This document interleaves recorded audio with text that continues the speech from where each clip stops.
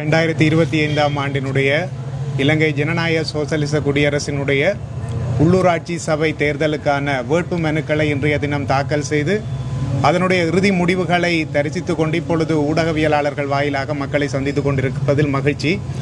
முதலாவதாக இங்கே எங்களோடு இருக்கின்ற எங்களினுடைய தோழர் அமைச்சர் மற்றும் அனைத்து தோழர்கள் மற்றும் ஊடகவியலாளர்களுக்கு என்னுடைய இந்நேர வணக்கத்தை தெரிவித்துக் கொண்டு, இம்முறை எமது தேசிய மக்கள் சக்தியானது யாழ்ப்பாண மாவட்டத்தினுடைய உள்ளூராட்சி சபைகளில் போட்டியிடுவதற்காக 17 உள்ளூராட்சி கட்டமைப்புகளிலும் தன்னுடைய வேட்பு மனுக்களினை தாக்கல் செய்திருந்தது.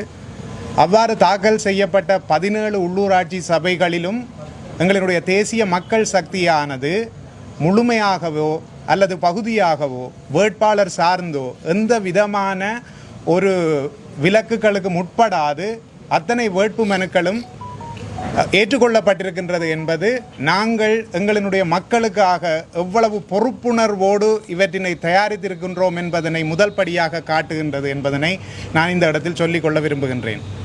இந்த ஆரம்பமானது இந்த நாட்டிலே ஏற்பட்டிருக்கின்ற இந்த மாற்றம், இந்த திசை காட்டியினால் ஏற்படுத்தப்பட்டிருக்கின்ற இந்த மாற்றம், அதன் வழியாக ஏற்பட்டிருக்கின்ற சட்டவாக்கம், அதனால் ஏற்படுகின்ற நிர்வாகம் உள்ளூர் மட்டம் வரை செல்ல வேண்டும் என்கின்ற ஒரே காரணத்துக்காகத்தான் இவ்வளவு காலமாக நாங்கள் இந்த வேட்பு மனுக்களை மிகவும் அவதானமாக தயாரித்து இன்றைய தினம் சமர்ப்பித்து அதில் வெற்றியும் கண்டிருக்கின்றோம்.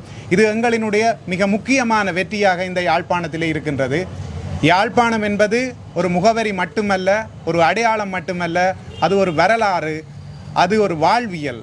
அந்த வாழ்வியல் வரலாற்றினை கொண்ட இந்த யாழ் மண்ணிலே அனைத்து 17 உள்ளூராட்சி சபைகளிலும் தேசிய மக்கள் சக்தியானது ஒருமித்து மிகப்பெரிய வெற்றியை ஈட்டி திசை காட்டியின் வழியாக மக்களினுடைய வழியினை மேல் நோக்கி கொண்டு செல்ல உந்து சக்தியாக அமையும் என இந்த சந்தர்ப்பத்தில் நான் உறுதியாக நம்புகின்றேன்.